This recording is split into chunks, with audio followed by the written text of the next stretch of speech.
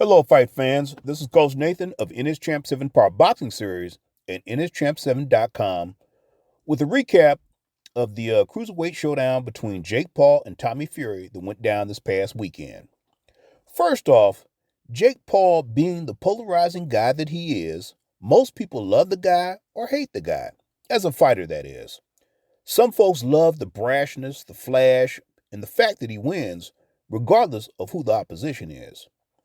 On the other hand, a lot of die-hard fight people, MMA and boxing, just see the biggest one-man hype job to ever lace on a pair of boxing gloves, getting paid top dollar to fight not A, not B, but C grade opposition.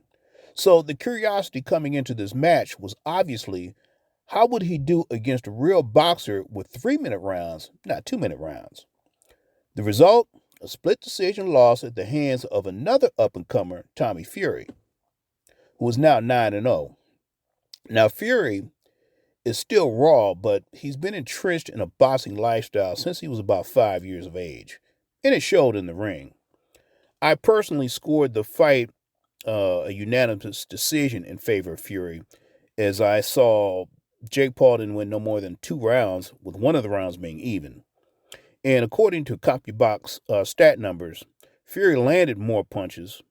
He threw more punches, which included more jabs thrown, more jabs landed, and more power shots thrown, and more power shots landed. Also, his overall ring generalship and superior reflexes allowed Tommy to outbox and outmaneuver Jake, who never could establish a consistent and successful game plan or attack. I thought Fury's low left hand would be an easy target for overhand or straight right. But when Paul did land, it had little to no effect in slowing Tommy down. And in the 8th round, when Jake scored the knockdown, it was too little, too late. As the 6th and 7th rounds, I clearly scored to Fury. An interesting note on this match, not only Jake Paul, but a handful of boxing people thought that Tommy Fury would not be able to handle the bright lights and the pressure to live up to the Fighting Fury family name. And he would crack under the pressure. Well, nothing could be farther from the truth. I personally thought once again that the problems he would have would be because of the holes in his defense. But the speed, movement, and reflexes, it more than compensated for that.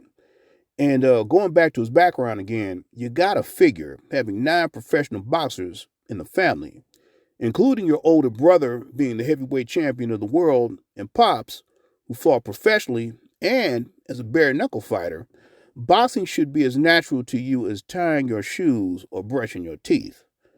However, he's far from being ready for any of the top dogs in the cruiserweight division. From a coach's perspective, he should look to get right back in the gym to correct his flaws and get better.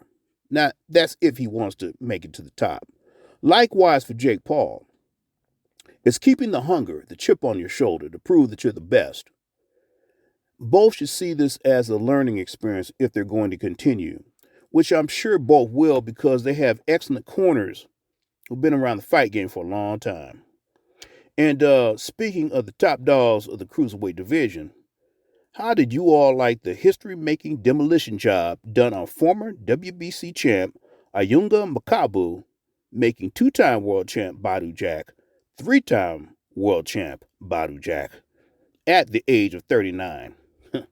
The 12th round knockout was set up with hard counterpunching, smart in and out boxing movement, and he weathered the storm as he took some hard shots later in the fight.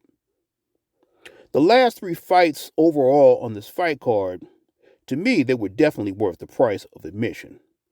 Now, that's pay-per-view admission, that is. So, that's my take on the fights, folks.